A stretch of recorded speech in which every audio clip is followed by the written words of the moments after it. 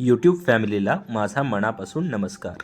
आज आपण बनवणार आहोत सर्वांचा लाडका आणि चवीला अतिशय उत्कृष्ट असा साजूक तुपातील गाजराचा हलवा। सर्वप्रथम अर्धा किलो गाजर स्वच्छ धुवून घ्या आणि त्याचा व्यवस्थित कीस पाडून घ्या।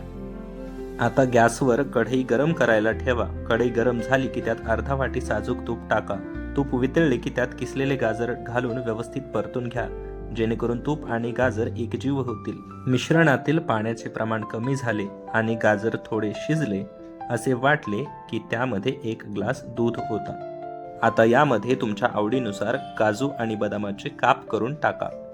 त्यानंतर अर्धा पाव साखर घालून सर्व मिश्रण व्यवस्थित हलवून घ्या। आता गॅसची आंच मंद करा आणि दूध पूर्णपणे आटेपर्यंत कढईवर झाकण ठेवून हलवा शिजू द्या। बघा, आपला रसरशीत आणि मस्त गाजराचा हलवा तयार झाला आहे। तुम्हाला ही रेसिपी कशी वाटली हे कमेंट करून नक्की सांगा। व्हिडिओ आवडला असल्यास लाईक करा आणि चॅनलला सबस्क्राईब करायला विसरू नका। भेटूया पुढच्या व्हिडिओमध्ये। धन्यवाद।